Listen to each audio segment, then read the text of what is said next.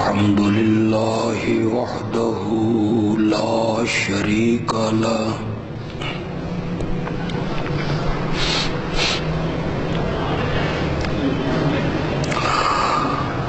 الحمد لله العلي العظيم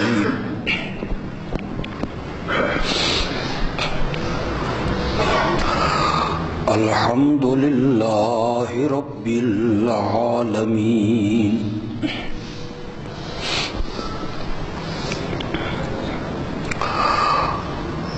والعاقبة للمتقين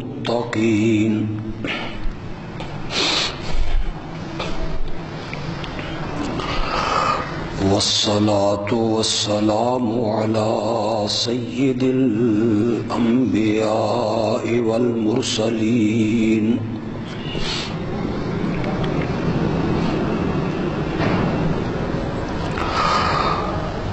وعلى آله وأصحابه أجمعين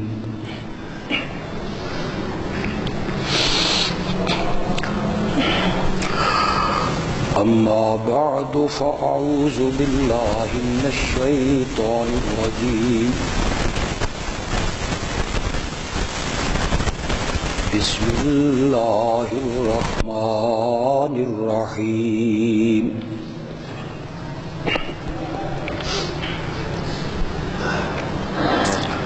يا أيها الناس قد جاءتكم موعظة من ربكم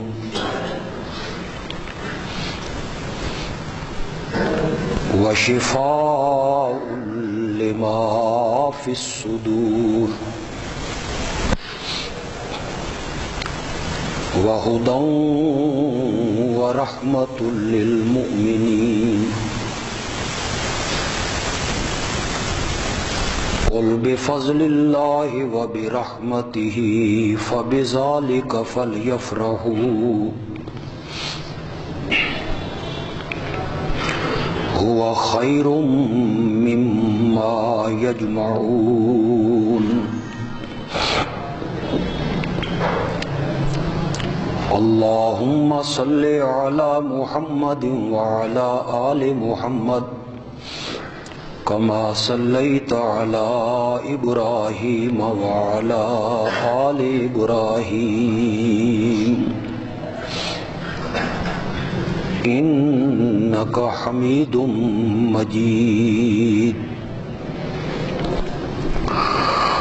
اللهم بارك على محمد وعلى آل محمد كما باركت على إبراهيم وعلى آل إبراهيم إنك حميد مجيد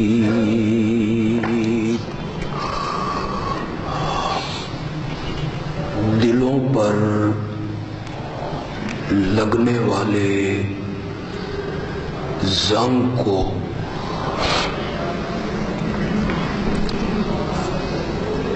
اتارنے کا پہلا نسخہ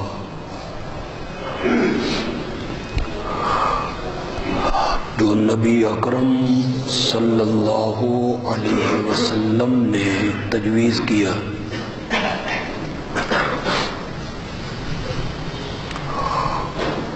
وہ ہے موت کو بہت یاد کرنا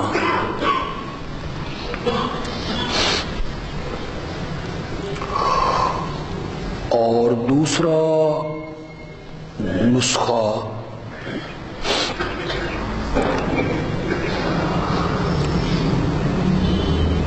جو آپ نے تجویز فرمایا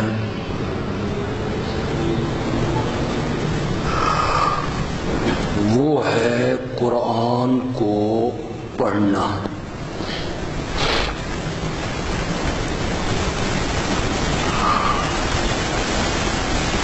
قرآن پاک نے بھی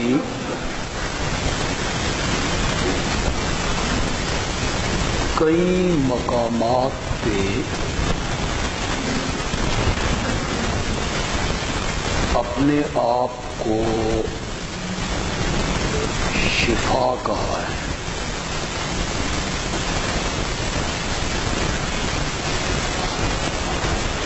مومنوں کے لیے تو یہ میری رحمت ہے.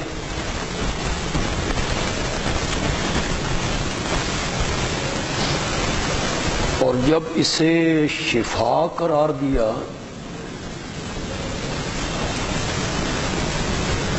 تو اس میں صرف مومنوں کو خطاب نہیں کیا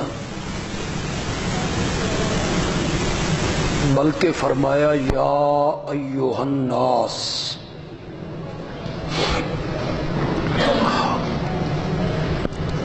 اے پوری کائنات کے لوگوں،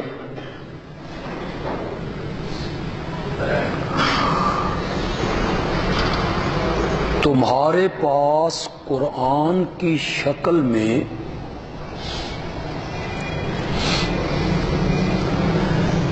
نصیحت اور وہ چیز آ گئی ہے جو شفا ہے لما فی الصدور. ان بیماریوں کے لیے جو بیماریاں انسان کے سینے میں جنم لیتی.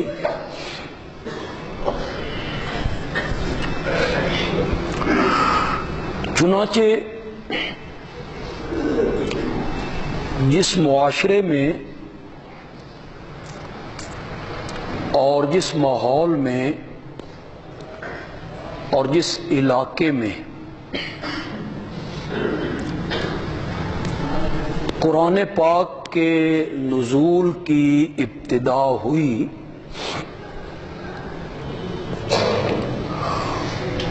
وہ معاشرہ ہر قسم کی برائیوں سے اٹا ہوا تھا.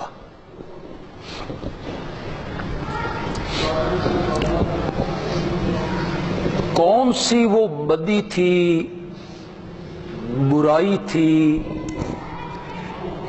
بری خصلت تھی جو اس معاشرے میں موجود نہ ہو؟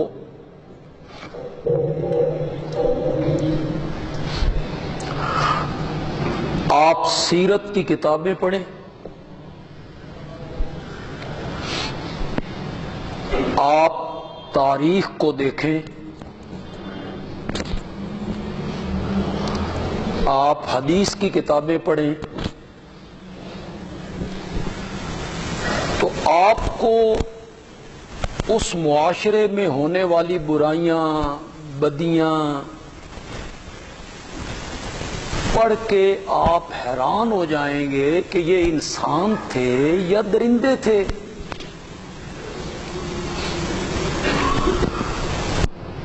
قرآن نے صرف تھوڑا سا اشارہ کیا. جہاں نبی اکرم صلی اللہ علیہ وسلم کی بعثت کا ذکر کیا نا، تو وہ بھی اللہ نے بڑے عجیب انداز میں ذکر کیا. لَقَدْ مَنَّ اللَّهُ عَلَى الْمُؤْمِنِينَ إِذْ بَعَثَ فِيهِمْ رَسُولًا مِّنْ أَنفُسِهِمْ.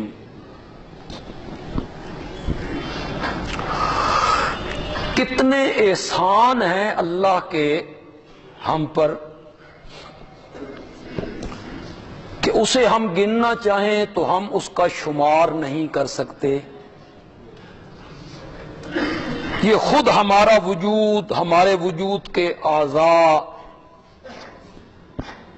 یہ انمول نعمتیں،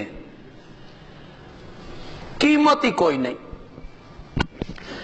یہ سورج، یہ چاند، یہ ستارے، یہ بادل، یہ بارش، یہ فصلیں، یہ پورا نظام ایک احسان ہے اللہ کا. لیکن کسی احسان کا اللہ نے منت نہیں جتلائی. کسی جگہ پہ آپ کو نہیں ملے گا میں نے زمین و آسمان بنا کے تم پہ احسان کیا، سورج چاند ستاروں کا نظام بنا کے تم پہ احسان کیا، میں نے تمہیں وجود بخش کے تم پر احسان کیا، کسی جگہ پہ اللہ نے اپنا احسان نہیں جتلایا، صرف ایک نعمت اور احسان کو جتلایا کہ ہم نے تمہیں محمد عربی جیسا پیغمبر عطا کیا ہے۔ لَقَدْ مَنَّ اللَّهُ عَلَى الْمُؤْمِنِينَ إِذْ بَعَثَ فِيهِمْ رَسُولًا، اور احسان بھی جتلایا حرف تحقیق کے ساتھ، لام بھی پھر قد بھی، جو قسم کا معنی دیتا ہے۔ مجھے اپنی ذات کی قسم ہے اور مجھے اپنی صفات کی قسم ہے کہ میں نے مومنوں پر احسان کیا ہے۔ کب؟ اذ بعث فیہم رسولا، جب میں نے ان کے اندر بھیجا ایک رسول، اور پھر احسان یہ ہے کہ رسول کسی دوسری جنس سے نہیں بھیجا، من انفسہم، انہی کی جنس میں سے ہم نے ایک نبی بھیجا۔ جہاں اللہ نے اس کا ذکر کیا اپنے پیغمبر کا، پھر اپنے نبی کے 4 منصب ذکر کیے، یتلو علیہم آیاتہ، اللہ کی آیتیں پڑھ پڑھ کے سناتا ہے، وَيُزَكِّيهِمْ، ان کا تزکیہ کرتا ہے، بری عادات، برے عقائد، برے اعمال وہ سارے دلوں سے کھرچ دیتا ہے، تزکیہ کرتا ہے۔ وَيُعَلِّمُهُمُ الْكِتَابَ، صرف آیتیں پڑھ پڑھ کے نہیں سناتا، کتاب کی تعلیم بھی دیتا ہے، والحکمت، حکمت کی تعلیم دیتا ہے، یعنی اپنے طور طریقے، عادات، خصائل، سنت۔ حکمت سے مراد کیا ہوگی؟ سنت، اسوہ حسنہ۔ یہ 4 منصب قرآن نے ذکر کیے پیغمبر کے۔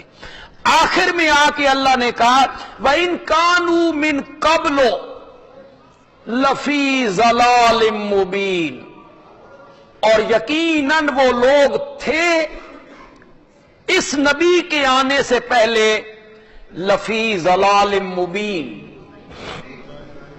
کھلی گمراہی میں تھے۔ یہ تھوڑا سا اشارہ قرآن نے کیا، ان کو اللہ نے گمراہ قرار دیا، اور کھلی گمراہی میں وہ لوگ تھے۔ شرک ان میں اس درجے کا غلیظ تھا کہ وہ اپنے ہاتھوں سے پتھروں کو تراشتے، ان کے خد و خال بناتے، ان کے نئے نقشے بناتے، ان کو تراشتے، اور ایک بت، ایک مورت، ایک صورت بنا کے وہ ان کی پوجا پاٹ کرتے تھے، ان کی عبادت کرتے تھے، ان کے نام کی نظر و نیاز دیتے تھے، ان کے آگے سجدہ ریز ہوتے تھے، اور ان سے اپنی مرادیں مانگتے تھے، حاجات طلب کرتے تھے، انہیں رب کے دربار میں سفارشی بناتے تھے۔ کتنے نیچ لوگ ہیں، عقائد کے معاملے میں کتنے غلیظ ہیں، اور کس قدر گراوٹ ہے، اور کتنے گرے ہوئے لوگ ہیں۔ پہلے اپنے ہاتھ سے تراشا اور پھر اس سے اپنی مرادیں مانگنے لگ گئے۔ وہ پتھر کی ایک مورت بناتے تھے۔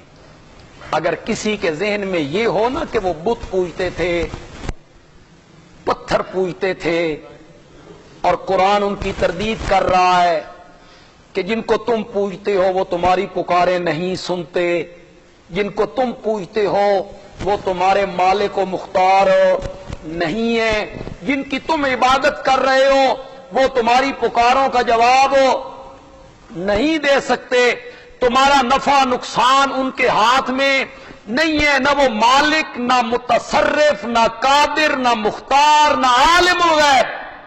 قرآن نے جگہ جگہ تردید کی ہے پڑھیے آپ قرآن پاک کی مختلف آیات کو تو کوئی بندہ یہ سمجھے کہ یہ ساری آیتیں بتوں کے بارے میں ہیں اور یہ ہم پر یا ہمارے معاشرے پر فٹ نہیں ہوتی، اس لیے کہ ہم بت تو نہیں پوجتے ہیں، ہم نے کبھی بت پوجا ہے؟ ہم تو انبیاء اولیاء کی قبور ان کے سامنے سجدہ ریز ہوتے ہیں، نیک لوگوں کے نام کی نظر و نیاز دیتے ہیں، ان کے وسیلے سے ہم اولاد مانگ لیتے ہیں، ان کے واسطے سے ہم صحت مانگ لیتے ہیں، انہیں ہم اپنی دعاؤں میں وسیلہ بنا لیتے ہیں، یہ کہاں منع ہے؟ تو وہ عوام بیچارے جو سادہ لو ہوتے ہیں وہ یہی سمجھتے ہیں کہ ہاں بت پوجنا تو منع ہے، قبریں پوجنا منع نہیں، اور یہ آیتیں قبر پوجنے والوں پر فٹ نہیں ہوتی یا قرآن اس کی تردید نہیں کرتا، وہ بیچارے یہی سمجھ رہے ہیں۔ عام طور پہ اچھے بھلے لکھے پڑھے وہ کہتے ہیں قرآن میں جہاں من دون اللہ آیا ہے نا اس سے بت مراد ہوتے، مثلا ایک جگہ پہ قرآن نے کہا والذین یدعون من دون اللہ لا یخلقون شیئا وہم یخلقون، جن کو وہ اللہ کے سوا پکارتے ہیں انہوں نے کچھ نہیں بنایا، وہ خود بنائے گئے ہیں، اموات وہ مردہ ہیں، غیر احیاء وہ زندہ نہیں ہے، ومن اضل ممن يدعو من دون اللہ من لا يستجیب له الى یوم القیامہ، من اضل، من استفہامیہ ہے، اس سے بڑا گمراہ کون ہے؟ اور استفہام انکاری ہے، اس سے بڑا گمراہ کوئی نہیں۔ من اضل، اس سے بڑا گمراہ کون ہے جو اللہ کے سوا ان کو پکارتا ہے، جو اس کی پکار کو قبول نہیں کر سکتے الی یوم القیامہ، قیامت کے دن تک۔ کیوں؟ ان کی دعا کو، ان کی پکار کو قبول کیوں نہیں کر سکتے؟ قرآن نے کہا وہم، اور وہ ان دعائہم، ان کی پکاروں سے غافلون۔ یہ 26ویں پارے کی ابتدا ہے، آپ جا کے گھروں میں پڑھیں، یہ 26ویں پارے کی ابتدا ہے۔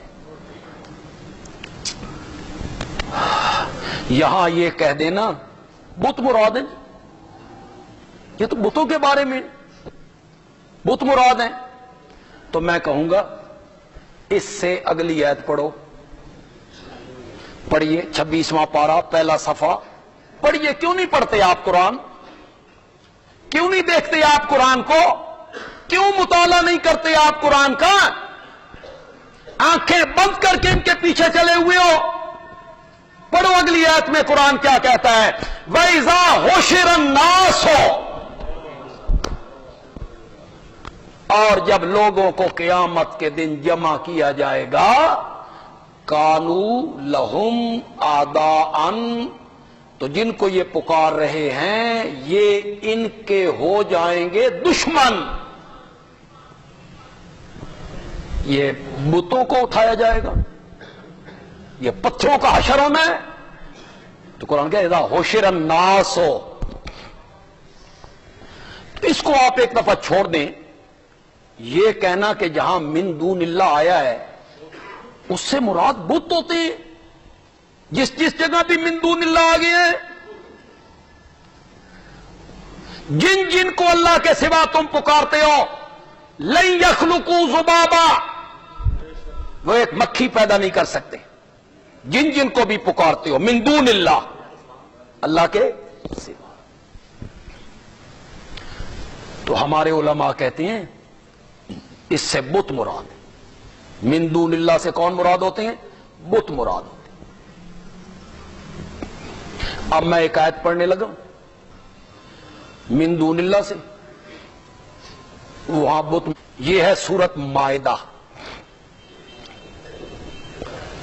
اور سورت مائدہ کا آخری رکوع شروع ہو رہا ہے۔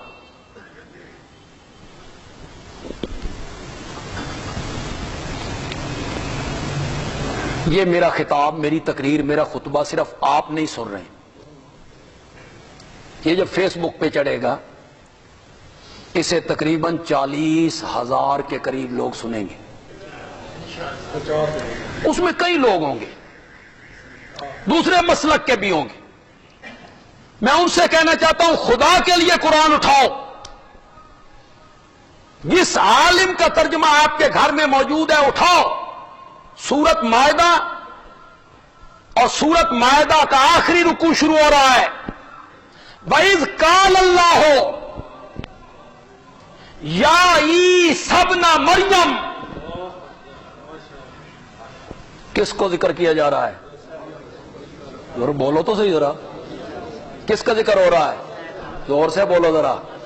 وَإِذْ قَالَ اللَّهُ یا عیسی ابن مریم، جب اللہ قیامت کے دن کہے گا اے عیسیٰ بیٹے مریم کے، اَأَنْتَ قُلْتَ لِلنَّاسِ، یہ عیسائی کھڑے ہیں یہ کہتے ہیں ہمیں تو حضرت عیسیٰ کہہ کے گئے ہیں مجھے الہ ماننا، مجھے معبود ماننا، میری عبادت کرنا، میرے سجدے کرنا، میرے نام کی نظر و نیاز دینا، یہ تیرے سامنے کھڑے ہیں۔ اَأَنْتَ قُلْتَ لِلنَّاسِ، کیا تو لوگوں سے کہہ کے آیا تھا اتخذونی وَأُمِّيَ، کہ مجھے بھی بنا لینا اور میری ماں کو بھی بنا لینا الہین من دون اللہ۔ یہاں من دون اللہ سے کون مراد ہے؟ کون مراد ہے من دون اللہ سے؟ یہاں کس کا ذکر ہو رہا ہے پیچھے؟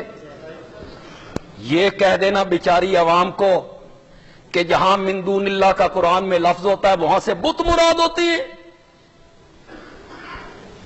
یہاں عیسیٰ بیٹے مریم کا ذکر ہے اور من دون اللہ کا لفظ آیا ہے۔ ایک اور جگہ پہ کہا اتخذوا احبارہم ورہبانہم، احبار کسے کہتے ہیں؟ ہیبر کی جمع ہے، ہیبر، ہیبر کو کہتے ہیں بڑے عالم کو، آج بھی کہتے ہیں متبحر عالم، بہت بڑا عالم۔ رہبان کسے کہتے ہیں؟ درویش کو، رہبانیت، الگ ہو جانا۔ یہودیوں نے، عیسائیوں نے بنا لیا اپنے اپنے علماء کو اور اپنے اپنے بزرگوں کو اربابن رب من دون اللہ۔ یہ احبار بت ہیں، یہ رہبان بت ہیں۔ بس یہ کہہ کے جان چھڑا لینا کہ جہاں جہاں من دون اللہ قرآن میں آیا کہ وہاں سے تو بت مراد ہوتے ہیں، اور ہم تو بتوں کی عبادت پوجا پاٹ نہیں کر رہے ہیں، ہم تو نبیوں ولیوں کی قبروں کو پوج رہے ہیں، تو یہ ایتیں ہم پر کیسے فٹ ہو گئیں؟ چلو ایک بات کا آپ جواب دیں اور خدا لگتی بات کہیں، نہ میری دھڑ کریں، اللہ کو حاضر ناظر جان کے قولوا قولا سدیدا، سیدھی بات کرو، کھری بات کرو، سچی بات کرو، سچی بات کہو۔ امام الانبیاء، سرور کائنات، خاتم النبیین حضرت سیدنا محمد الرسول اللہ صلی اللہ علیہ وسلم یہ قرآن لے کے آئے۔ آپ نے مکے والوں سے کہا بت نہ پوجیا کرو، بزرگاں دیاں قبراں پوجیاں کرو، یہی کہا تھا۔ خوف خدا کرو۔ نبی پاک کی دعوت یہی تھی، بھائی بت نہ پوجا کرو، انبیاء اولیاء کو پوجا کرو، حضرت ابراہیم کے واسطے سے دعا مانگا کرو، میرے وسیلے سے دعا مانگا کرو۔ یہ تعلیم دی ہے قرآن نے، یہ تعلیم دی ہے امام الانبیاء نے؟ نہیں، میرے نبی نے تعلیم دی، قال ربکم، تمہارا رب کہتا ہے ادعونی، مجھے پکارو، استجب لکم، میں تمہاری پکاروں کا جواب دیا کرتا ہوں۔ پتہ نہیں تم نے یہ ساری باتیں کہاں سے نکالی؟ بڑے بڑے علماء ہیں، اب ان کا نام بڑا ہے، لوگ ان کو سنتے ہیں، سمجھتے ہیں بھئی یہ جو کہہ رہے ہیں سچ کہہ رہے ہیں، تحقیق لوگ کرتے نہیں ہیں۔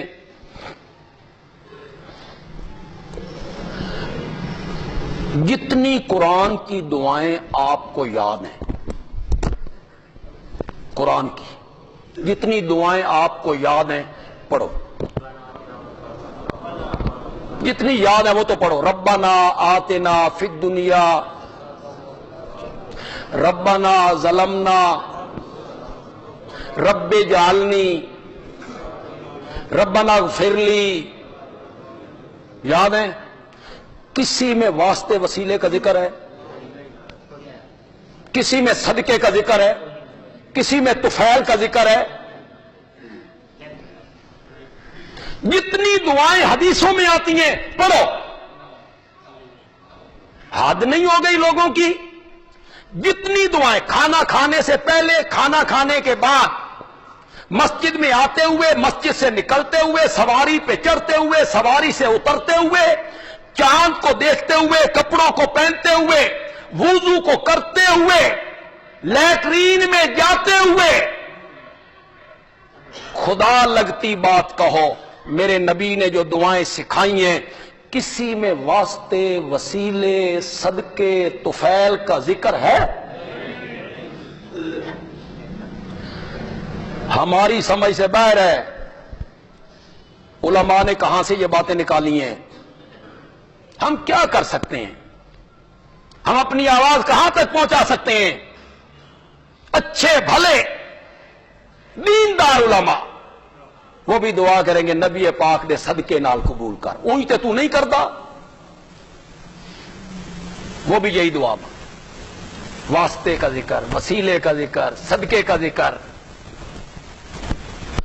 قرآن پاک نے اسی سورت یونس میں کہا، یہ آیت نمبر 18 ہے، سورت یونس کی آیت نمبر 18۔ وَيَعْبُدُونَ مِن دُونِ اللَّهِ مَا لَا يَضُرُّهُمْ وَلَا يَنفَعُهُمْ، اللہ کے سوا ان کی پوجا پاٹ کرتے ہیں کہ یہ پوجا پاٹ نہ کریں تو وہ انہیں نقصان نہیں پہنچا سکتے، اور اگر یہ پوجا پاٹ کریں تو وہ انہیں نفع نہیں پہنچا سکتے۔ پوجا پاٹ کیا ہوتی ہے؟ سجدہ کرنا کیا ہے؟ پوجا پاٹ نہیں ہے۔ نظر و نیاز دینا کیا ہے؟ پوجا پاٹ نہیں ہے۔ طواف کرنا کیا ہے؟ پوجا پاٹ نہیں ہے۔ پکار عبادت نہیں ہے۔ اللہ کے سوا ان کے سجدے کرتے ہیں، ان کی نظر و نیاز دیتے ہیں، ان کو پکارتے ہیں جو انہیں نقصان بھی نہیں پہنچا سکتے، نفع بھی نہیں دے سکتے، اور جب پوچھا جاتا ہے کہ یہ کام کیوں کرتے ہو، یقولون، تو وہ کہتے ہیں ہؤلاء، یہ جن کی پوجا پاٹ ہم کر رہے ہیں، شفعاؤنا، یہ ہمارے سفارشی ہیں عند اللہ۔ یہ مشرکین مکہ کا عقیدہ ذکر کیا ہے قرآن نے۔ پتہ نہیں تم نے یہ سفارشوں والی بات کہاں سے نکال لی کہ ان کے صدقے سے مانگیں گے، ان کے وسیلے سے مانگیں گے۔ یہ قرآن ہے، اور قرآن تو پھر یہاں تو تھوک کے سودے ہیں۔ یہ سورہ زمر ہے، 23واں پارہ ہے، سورہ زمر ہے، سورہ زمر کی آیت نمبر 3 ہے۔ خدا کے لیے گھروں میں جاؤ، میں نے آیت بھی بتا دی ہے، نمبر بھی بتا دی آیت کا، سورت بھی بتا دی ہے۔ وَالَّذِينَ اتَّخَذُوا مِن دُونِهِ أَوْلِيَاءَ، جن لوگوں نے اللہ کے سوا کارساز بنا رکھے ہیں، کیا کہتے ہیں وہ؟ کیا کہتے ہیں وہ کہتے ہیں ما نعبدہم، ہم ان کی پوجا پاٹ صرف اس لیے کرتے ہیں۔ اگلے لفظ کا ترجمہ آپ نے کرنا ہے اور انشاءاللہ آپ کریں گے، وہ بڑا آسان سا لفظ ہے، آپ ترجمہ کریں گے۔ ہم ان کی پوجا پاٹ صرف اس لیے کرتے ہیں لِيُقَرِّبُونَا، شاباش شاباش، یہ ہمیں قریب کرتے ہیں اللہ۔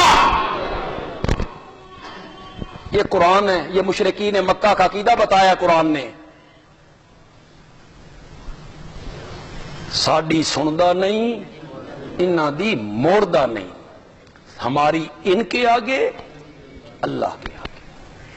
یہ مشرکین مکہ کا عقیدہ ذکر کیا ہے قرآن۔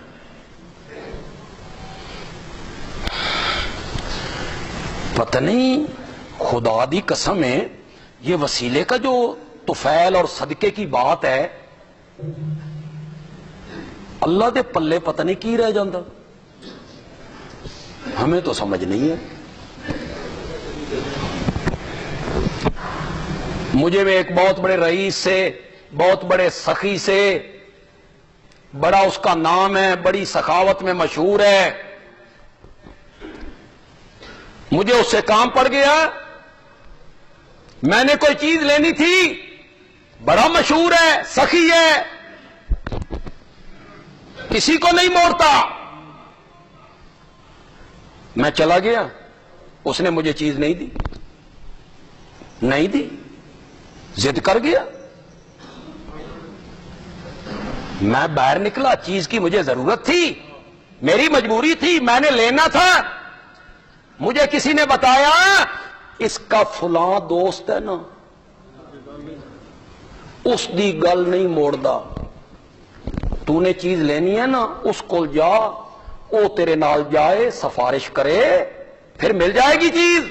میں دوست کے پاس چلا گیا، اس کی منت کر کے لایا، اس نے سفارش کر دی، اس سخی نے مجھے چیز دے دی، سخی دے پلے کی رہ گیا۔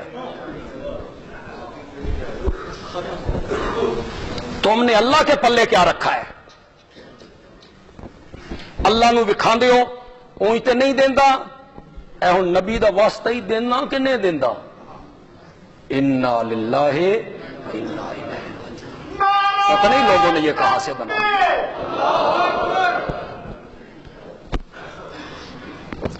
رحمان کس کا ہے بھائی؟ رحمان کا کیا معنی ہے؟ رحیم کا کیا معنی ہے؟ رؤوف کا کیا معنی ہے؟ رحمان کا معنی یہی ہے کہ گناہگاروں کی نہیں سنتا، یہی معنی ہے رحمان کا۔ رحیم اسے کہتے ہیں جو بدکاروں کی نہ سنے، اسے رحیم کہتے ہیں۔ نیکوں کی سنے، بروں کی نہ سنے، اپنوں کی سنے، پرایوں کی نہ سنے، اسے رحمان کہتے ہیں۔ جی اسی کو رحمان کہتے ہیں، اسی کو رحیم کہتے ہیں۔ نہیں، رحمان اس کو کہتے ہیں جو دوستوں سے پہلے دشمنوں کی سنتا ہے، وہ رحمان ہے۔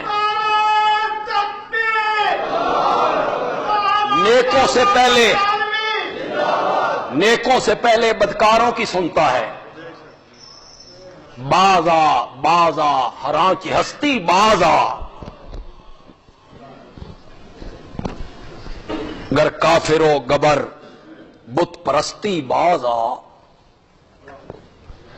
تو کافر ہے، تو آتش پرست ہے، تو بت پرست ہے، آ میرے دروازے پر، باز آ، پھرا پھرا،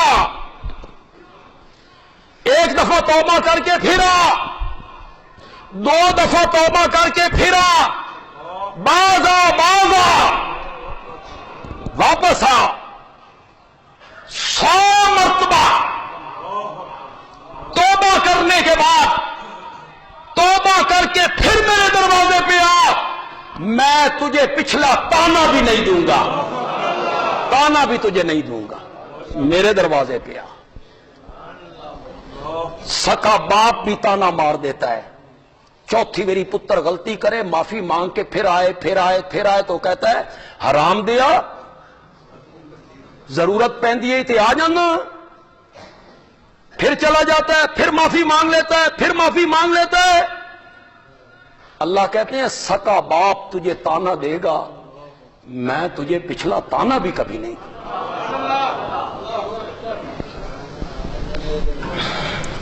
یا عبادی الذین اسرفوا علی انفسہم لا تقنطوا من رحمت اللہ فإن اللہ یغفر الذنوب جميعا. اس کے دروازے کو چھوڑ کے کہاں دھکے کھا رہے ہیں. قسمت دیکھو اس قوم کی، جانوروں کے پیچھے جھنڈیاں، تابوت، لکڑیاں، پتھر، کن کے پیچھے بھاگ رہے ہو؟ گناہگاروں کو آواز لگا رہا ہے. کیا کہنا چاہیے تھا؟ او مجرموں، او گناہگاروں، او نمک حراموں، میری دھرتی پر رہ کر میرا کھا کے میری نافرمانی کرتے ہو، نمک حرام ہو تم. نہ بلایا بھی تو کیسے، یا عبادی. خدا دی قسم ہے والد بھی کدی نہیں پتر نو بلایا. نافرمان بیٹا ہو نا کدی نہیں آخیا ہو میرا پیارا پتر، نہیں بلاتا. اس کا دل جلا ہوا ہوتا ہے یہ میرا نافرمان بیٹا ہے، یہ میری نافرمانی کرتا ہے، میری توہین کرتا ہے، حکم عدولی کرتا ہے. وہ اسے بھی صحیح لفظوں سے نہیں بلاتا. اور یہاں گناہوں میں لتھڑے ہوئے لوگوں کو اللہ کہتا ہے یا عبادی.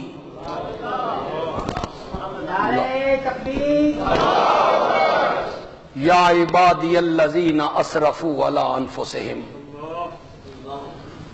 جنہوں نے اپنی جانوں پہ ظلم کیا ہے گناہ کر کے،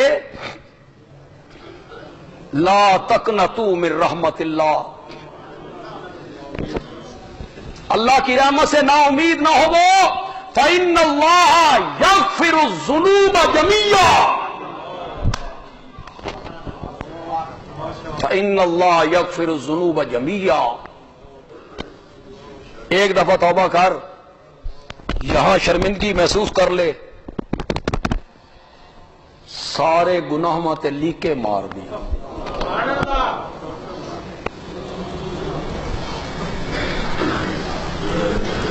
اللہ اکبر اللہ اکبر. بڑی حیرانگی ہوتی ہے کبھی کبھی. قرآن کہتا ہے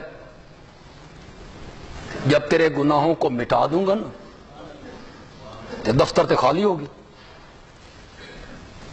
سارا دفتر تو خالی ہو گیا اور رجسٹر تو سارے گناہ مٹ گئے سارے گناہ.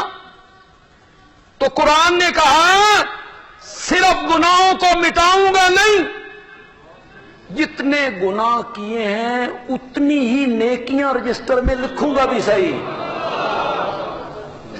حد ہو گئی. اس کو چھوڑ کے دھکے کہاں کھا رہے ہیں اور پھر اسے ایمان سمجھ رہے ہیں. اللہ اکبر اللہ اکبر. بات کہاں سے شروع کی، کہاں بات نکل گئی. چلو اللہ کرے کسی کو کوئی مسئلہ سمجھ آ جائے.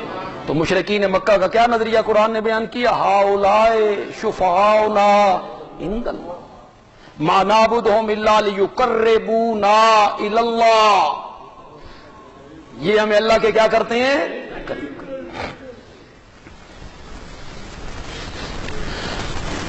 ہماری فقہ حنفی کی جو کتاب ہے ہدایہ قدوری، یہ ہمارے درس نظامی میں پڑھائی جاتی، سب کل پڑھائی جاتی. اور مزے کی بات یہ ہے کہ ہمارا جو درس نظامی ہے یہ بریلوی اور دیوبندی مدارس کا ایک ہی ہے. یہ آپ کو پتا تھا پہلے؟ ایک ہی. پہلے سال سے لے کے آخری سال 8واں سال بریلوی دیوبندی نصاب ایک ہے. دونوں مدرسوں میں وہی کتابیں پڑھائی جاتی.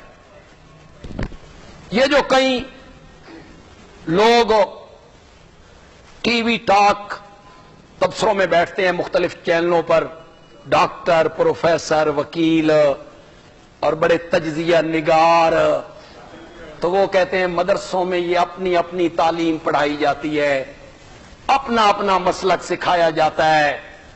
میں لال بجھکڑوں سے کہوں گا کہ پہلے چیک کرو، ایڈے تجزیہ نگار نہ بنو، انصاف کرو، پہلے چیک کرو نصاب کو. ہمارا وفاق ہے وفاق المدارس، بریلویوں کا وفاق ہے تنظیم المدارس. تنظیم المدارس کا نصاب چیک کرو، وفاق المدارس کا نصاب چیک کرو، دونوں کا نصاب ایک ہے. یہاں جی تعصب پھیلایا جاتا ہے، تعصب. میں آپ کو یہ بات بتاؤں تو آپ حیران ہو جائیں. ہمارے مدارس میں جو قرآن کی تفسیر پڑھائی جاتی ہے، بریلوی مدارس میں، دیوبندی مدارس میں، اس کا نام ہے تفسیر جلالین. کیا؟ دوسری تفسیر پڑھائی جاتی ہے بیضاوی، تفسیر بیضاوی. ان دونوں تفسیروں کے لکھنے والے حنفی نہیں ہیں، شافعی ہیں. شافعی، امام شافعی کے مقلد ہیں. لکھی ہوئی تفسیر ان کی ہے، پڑھائی ہمارے مدارس میں جاتی ہے. پھر تم کہتے ہو یہاں تعصب کی تعلیم دی جاتی ہے.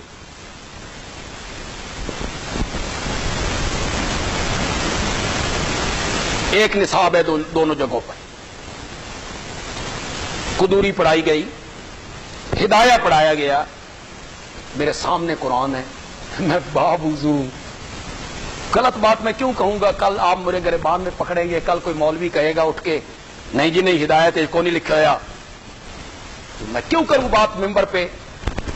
ان حنفی کتابوں میں لکھا ہوا ہے اپنی دعاؤں میں یہ کہنا کہ بے حق کے انبیائک، بے حق کے اولیائک، اولیاء کے حق کے ساتھ، انبیاء کے حق کے ساتھ ہماری دعا کو قبول کر.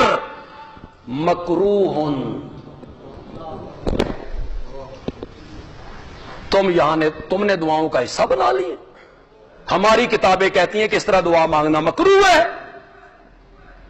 اور جہاں مطلق مکروہ ہو اس سے مکروہ تحریمی مراد ہوتا ہے. وہ حرام کی حد تک اس کو لکھتے ہیں. کس کو؟ انبیاء کے حق کے ساتھ، اولیاء کے حق کے ساتھ ہماری دعا کو قبول کر. ہم کوئی بغیر دلیل کے بات کرنے والے لوگ ہیں. وہ بت پوجتے تھے. کتوں گل ٹری سی؟ جس معاشرے میں میرے نبی قرآن لے کے آئے تھے، اصل میں یہ بیان کرنا چاہتا تھا کہ قرآن سینوں کی بیماریوں کے لیے کیا ہے؟ شفا ہے. اس معاشرے کو کیسے بدلا؟ وہ بیمار معاشرہ، مہلک امراض کا شکار معاشرہ، شرک، سرطان ہے، کینسر، اس کے وہ مریض ہیں. بت پوجتے ہیں، بتوں کو چھوتے ہیں، ان کے سامنے ہاتھ باندھ کے زاریاں کرتے ہیں، ان کے سجدے کرتے ہیں، ان کے نام کی نظر و نیاز دیتے ہیں، ان کو پکارتے ہیں. پھر کوئی چیز تقسیم کرنی ہے نا آپس میں، رولا پہ گیا بھی تیری کتنی میری کتنی، تو وہاں بتوں کے پاس انہوں نے تیر رکھے ہوئے ہیں، تیر، ایک تھیلے میں تیر رکھے ہوئے ہیں. ایک تیر پہ لکھا ہوا ہے آدھا تیرا، ایک تیر پہ لکھا ہوا ہے چوتھائی تیرا، ایک تیر پہ لکھا ہوا ہے تیسرا حصہ تیرا، ایک تیر پہ لکھا ہوا ہے لا تیرا. تو وہ کہتے تھے آؤ اتھے تقسیم کرا لینیا. عقیدہ کیا تھا؟ یہ بزرگوں کی جگہوں پہ تیر رکھے ہوئے ہیں اور بزرگ اپنے تصرف سے اس کو کیا کر رہے ہیں؟ پہلے بندے نے تیر نکالا، نصف لک، آدھا تیرا، وہ تو لے کے ٹر گیا. دوسرے نکالو تو اللہ. تو وہ سمجھتے تھے یہ کون تقسیم کر رہا ہے؟ وہ جس کو قرآن نے کہا والازلام والانصاب رجس من عمل الشیطان فاجتنبوہ. تیروں سے اپنی قسمت کا حال معلوم کر. اس قوم کا کیا ہے، اے فٹ پاتھاں تے بیٹھے ہوئے نجومیاں دے سامنے ہاتھ پھیلائی کھلوتے. تو ایک سر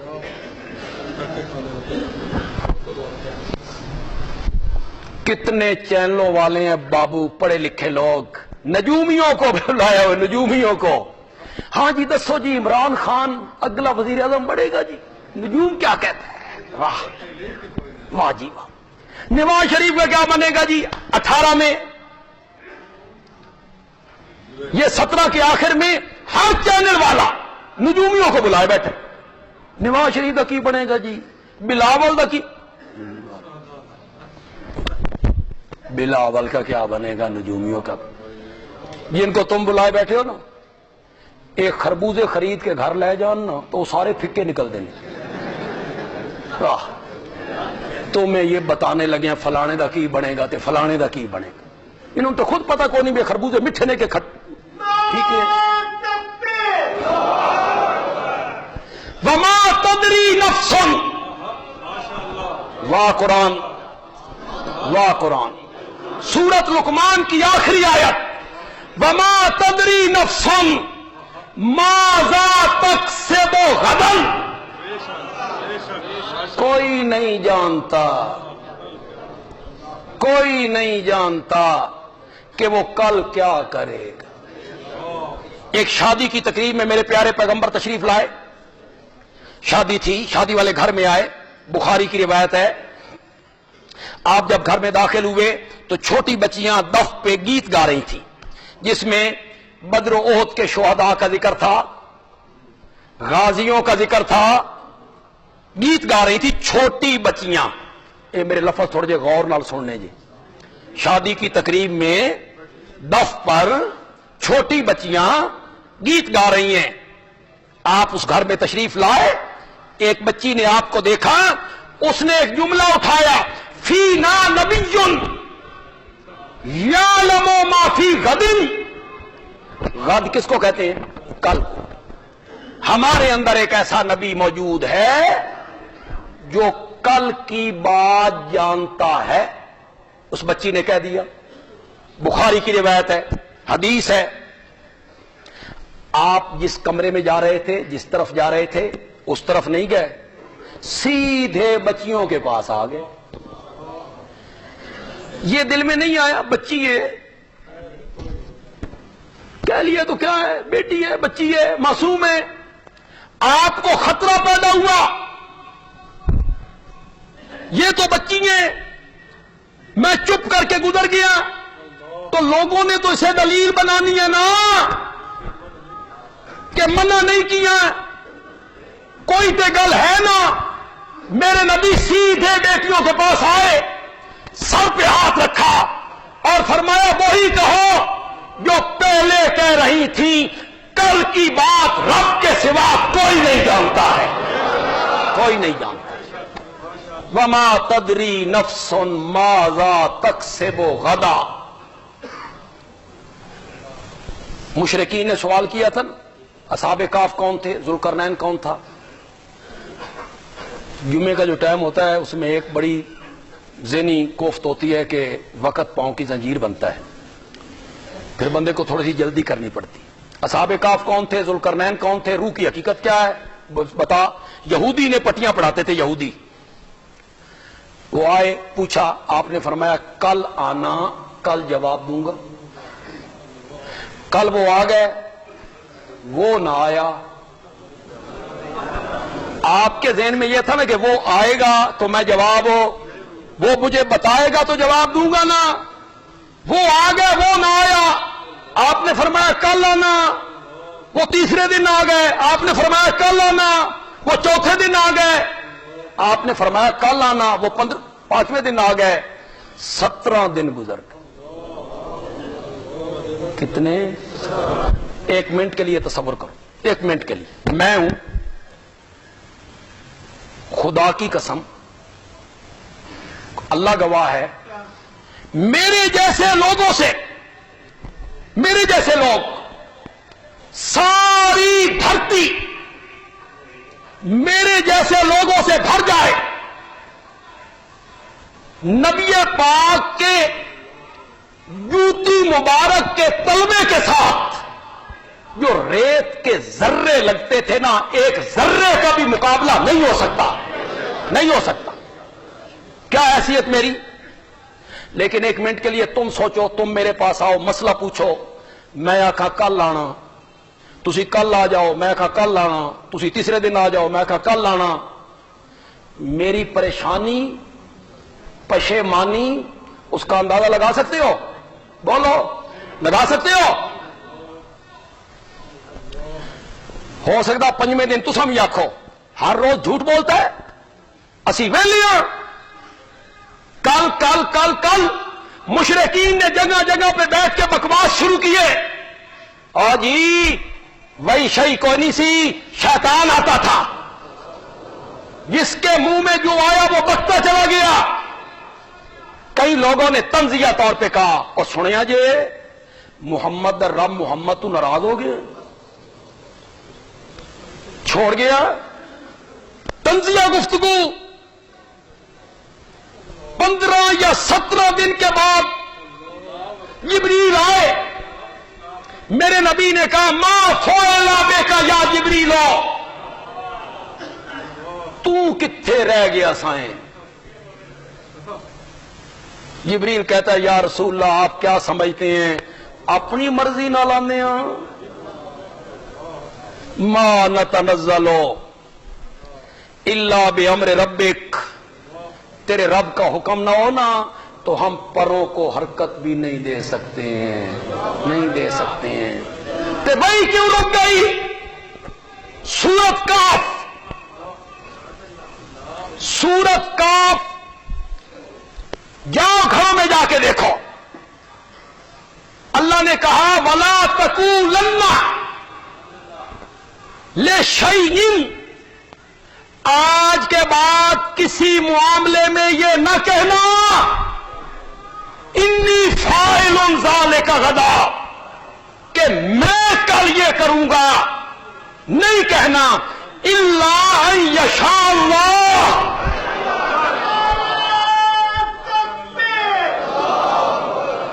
مگر ساتھ یہ کہنا ہے۔ آپ کہتے تھے کل آنا، میں کل جواب دوں گا، آپ انشاءاللہ نہیں کہتے تھے، ہم نے وہی روک لی۔ میں ہاتھ باندھ کے آپ سے پوچھنا چاہتا ہوں، بتاؤ جب آپ کہتے تھے کل آنا، آپ کو پتا ہوتا تھا کہ جبریل نے نہیں آنا؟ اگر پتا ہوتا کہ جبریل نے نہیں آنا تو آپ وعدہ کرتے؟ تم نجومیوں کو چینلوں پہ بٹھا کے عمران خان تے نواز شریف دی قسمت دے حال پوچھ دے پھر دے، واہ! یہاں امام الانبیاء ہے، انہیں یہ علم نہیں کہ کل جبریل نہیں آئے گا، اور پھر اللہ نے، وہ میرے نبی جو افسردہ ہوئے، پریشان ہوئے، 17-15 دن پریشان رہے، کیا بن گیا؟ وہی کیوں نہیں آتی؟ اللہ نے کہا وَالضُّحَىٰ وَاللَّيْلِ إِذَا سَجَىٰ ودعک ربک وما قلا، خدا دی قسم ہے اس سے جڑی چھپی ہوئی محبت ہے نا، اللہ اکبر، قسم بھی اللہ نے کیسی اٹھائی۔ اللہ جب قسم اٹھاتے ہیں تو اسے بطور شہادت پیش کرتے ہیں، بطور گواہ، مجھے دن کے چڑھنے کی قسم ہے، مجھے رات کے چھا جانے کی قسم ہے، میرے پیغمبر وقت ہمیشہ ہکو جیا نہیں رہندا، کبھی دن کے اجالے ہوتے ہیں، کبھی رات کے اندھیرے ہوتے ہیں، کبھی وہی آتی ہے، کبھی وہی نہیں آتی۔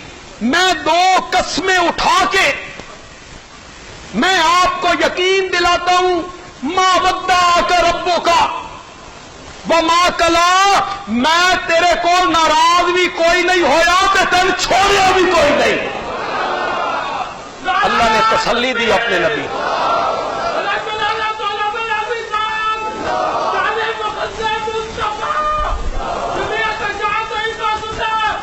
ما ودعک ربک وما قلا، ناراض بھی نہیں ہوا۔ کیسا پیار بھرا جملہ ہے، چھوڑیا بھی کوئی نہیں۔ میرا سونا پیغمبر تیرے نال یاری لائیے توڑ چاڑھن نال، کوئی یاری ہو جائی لائیے کہ تین چھوڑ جانا، تو ہویا حبیب اللہ، تو میرا حبیب ہے۔ اجازت ہو تو 2 منٹ بات کر لوں بات۔ ابراہیم کو بنایا تھا خلیل، وہ تھا خلیل اللہ، آپ ہیں حبیب اللہ۔ خلیل خلل سے نکلا ہے، خلل درمیان چاہ جانا۔ ایک بندہ وہاں سے داخل ہو محفل میں تو آپ کہتے ہیں یار خلل نہ پا، خلل نہ پا۔ خلیل کہتی ہیں اس کو جس کی محبت دل میں آ کے ایک جگہ پہ بیٹھ جائے، اور حبیب اللہ نکلا ہے حب سے۔ حب کا معنی دانا، دانا دانا دانا ایک جگہ پہ بیٹھتا نہیں ہے، ایک دانا بو کے آؤ، کوپل باہر نکلی، پھر 700 دانوں میں بدل گیا، دانا بڑھتا رہتا ہے، بڑھتا رہتا ہے، بڑھتا رہتا ہے۔ خلیل اللہ وہ ہوتا ہے جس کی محبت ایک جگہ پہ آ کے بیٹھ جاتی ہے، حبیب اللہ وہ ہوتا ہے جس کی محبت بڑھتی رہتی ہے، بڑھتی رہتی ہے، بڑھتی رہتی ہے۔ تو میرا حبیب ہوا۔ مضمون تو ہمارا وہی رہ گیا، بس تھوڑی سی آخر میں یہ سن لیں کہ کہاں پہ ختم کر رہا ہوں۔ مشرکین مکہ میں جن کے دور میں، جن کے معاشرے میں قرآن اترا، اس معاشرے میں ہر قسم کی برائیاں موجود، یہ میں نے ابتدا میں کہا۔ پھر ان برائیوں کو قرآن نے کیسے دور کیا، یہ میرا موضوع ہے۔ انشاءاللہ اگلے جمعے